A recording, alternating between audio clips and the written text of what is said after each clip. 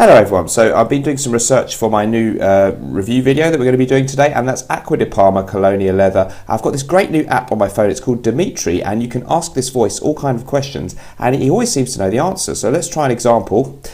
Dimitri, in what year was Acqua di Parma Colonia Leather released? Colonia Leather was released in 2014. Right, are there any other fragrances it's compared to? It is often compared to Tom Ford Tuscan Leather. But it's even cleverer than that. It's kind of intuitive, and it's got all these algorithms, so it can give you helpful hints for your YouTube channel or your social media presence. So here's an example. What can I do to get more views on my YouTube channel? That will not be easy. Why is that? You are a bald asshole. Are you sure about that? You heard what I said. You're not supposed to say that. Asshole.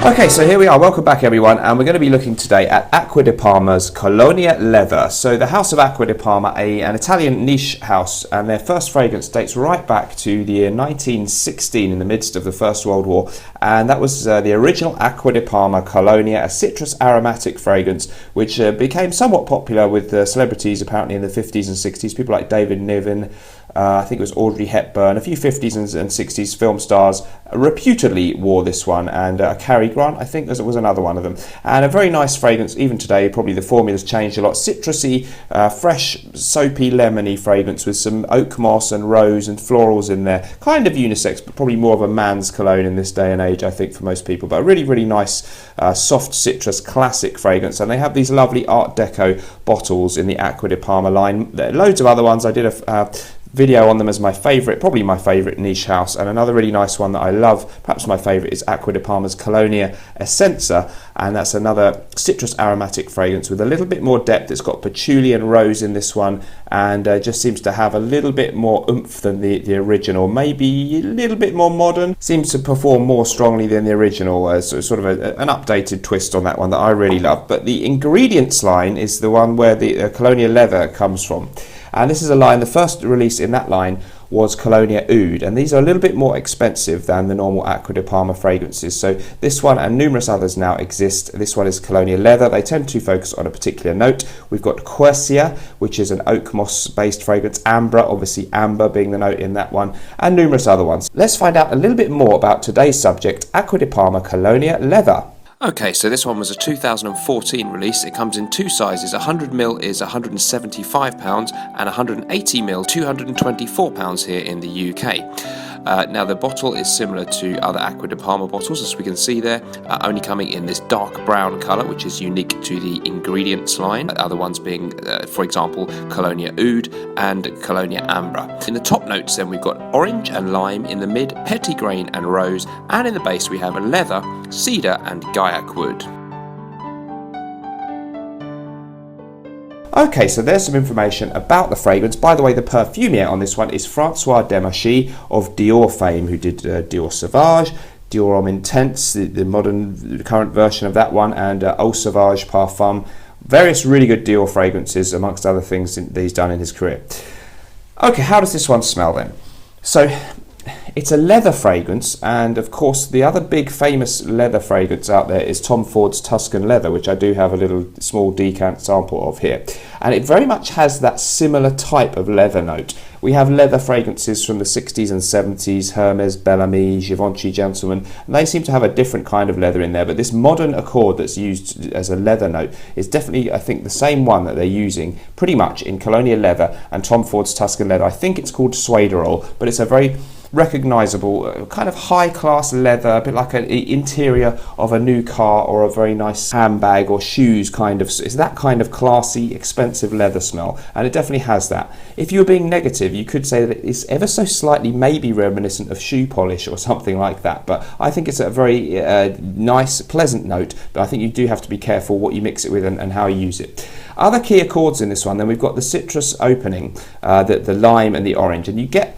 a little bit of that. So you do get the classic Acqua di Parma. They're known for their citruses, and it's a little bit like there's a hint of the other Colonias in there in that citrusy opening, although it's got its own kind of smell there, the orange and the lemon. Others have bergamot, neroli. This has its own citrusy opening, but that's not really the dominant thing. It's described, I think, on Fragrantica as a citrus aromatic, but I would think it's more of a leather fragrance with a hint of citrus. Rose is the other really important note, I think, in this one. I've got some on my hand that I sprayed a few minutes before making the video, and you definitely get a really nice rose accord. So for me, I would describe this one as a sort of smoky rose mixed with leather, with just a hint of citrus in there and some woodiness. So the fragrance is very classy, and it's a much drier fragrance than Tom Ford's Tuscan Leather, which has this modern leather accord mixed with saffron and some sweet notes. There's a raspberry note, almost a jammy quality to Tuscan Leather, and that comes off as a much more pungent, perhaps a more in-your-face, macho kind of fragrance with this. Some people say Tuscan Leather smells like cocaine, and the Colonia Leather is a much different affair to that. It's a little bit more dry. It doesn't have this jam. It doesn't have this raspberry sweetness in there. It doesn't have this fruity element. It's a much drier, more woody, ashy fragrance. Some people have said that it smells a little bit like a used ashtray. I think that's a little bit harsh, but there definitely is a smoky accord, and I've asked other people and they've said, oh, that smells a bit smoky. Not necessarily in a bad way. It's interesting. It's a little bit dark. It's dry. It's green and herbal a little bit, and it's smoky, and it's got this lovely leather accord. So it really is a very Italian feeling mixture of a citrus cologne mixed with leather and some florals and a sort of smoky, ashy, rosy accord. That means that it's not going to be everybody's cup of tea, because when you think about what fragrances you need in your wardrobe, thinking of a smoky, rosy leather type fragrance, it probably doesn't leap to the top of your list of must-have types of fragrance. So you'd have to be a little bit into your fragrances to really go for this one. And of course, it's not very affordable. It's quite an expensive fragrance. So yeah, the concentration, however, this is perhaps how they justify partly the higher price, is an eau de cologne concentrate, which I think just means probably in the ballpark of an eau de parfum. Normal Acqua di Parmas are classed as just as eau de colognes. Again, they perform more like EDTs, or in some cases this one actually more like an eau de parfum as well. So the concentration thing doesn't tell us so much. Some of the ingredients in it may be a little bit more expensive than the other ones, but it is pricey, and there are others in the line that are less expensive from the normal colonias that you may like just as much. What I like about this one is that it's very different to other things out there. And it also has a complexity about it. Every time I smell it, I'm getting different things out of it. I'm not quite sure what the dominant note is. And I come back to it, and some days I really like it, and other days I think, I'm not sure I enjoyed it that much today. The longevity on this fragrance is very good. It lasts really well. I've worn it and gone to bed and smelled my hand or arm or wherever it was the next day, and it's still there. I find that it just projects moderately well. Some people have said it's really strong, stronger than the oud version, which is famously quite strong. I find that it's just sort of okay in projection. It's not bad, but it's about average in my collection in projection, how much other people can smell it in the air. And quite often people have to come a bit close if I've asked them, what do you think of this one? So projects okay, does last really well. So it will get you through your work day. Could be a good work scent therefore, because it's not going to be too in your face, but it's going to last you through the day. So good longevity, just okay projection for me. The development of the scent, the opening can be a little bit obnoxious, and just sometimes when I first sprayed it, I think it does remind me a little bit of a very nice, but yet still a boot polish kind of smell, which I don't necessarily want to be wearing all day. But it does calm down, and the rose really comes through in the mid and gives you this very nice soft floral element. And there's a sort of metallic undertone, and maybe some people have mentioned bronze. Maybe it's the colour of the bottle that reminds me of that. But this kind of bronzy metallic feel is there in this one to some extent. And as it dries down, the rose kind of hangs around, the leather thing stays there all the time, and this almost a touch of sweetness does just begin to creep through and sort of sit there as it calms down and dries down, rather than the quite dry, bitter sort of opening. The citruses, the way they combine in the opening, creates quite a sharp, dry, bitter accord mixed in with the leather, which I do sort of enjoy, but it's quite in your face. So I think actually this one gets better for me over time, and I've smelled it on the jumper and things the next day after wearing it, and I really like the smell I get there. A nice mixture of a smoky leather accord with some nice, just very slightly sweet rose in a fragrance that is overall quite dry, but sort of balanced. So a nice development on this one, which you want. There's a complexity, and longevity is very good. So in terms of how it develops, it's not linear, it's somewhat complex, and I like that. That's a good sign in any fragrance. I've had it for quite a while now, so it's about time I came to some conclusion. I think it's a really classy, interesting, complex and well-made fragrance from Francois Demachy. It mixes the classic Acqua di Parma citrus style with an element of the Tom Ford Tuscan Leather-esque type leather smell, and a little bit of its own stuff with this rose and this ashy accord to create a slightly retro feeling, classic, yeah, maybe timeless, but certainly aimed towards more mature people and dressed up occasions type scent. You could use it as a work scent if you dress up smart at work. And if you really enjoy the smell of leather and a modern type of leather scent, this could be a really good choice. And if you find Tom Ford's Tuscan Leather a little bit too pungent, a little bit too jammy, or you don't want to smell like cocaine.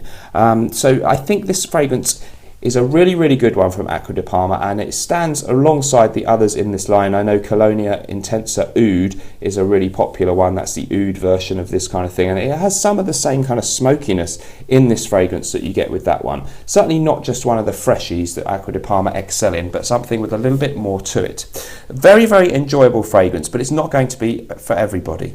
I think it's a good fragrance for work. I think it's possibly an okay fragrance for dates, but not necessarily a very safe bet, because not everybody is going to enjoy these kind of leathery fragrances. It's a little bit challenging.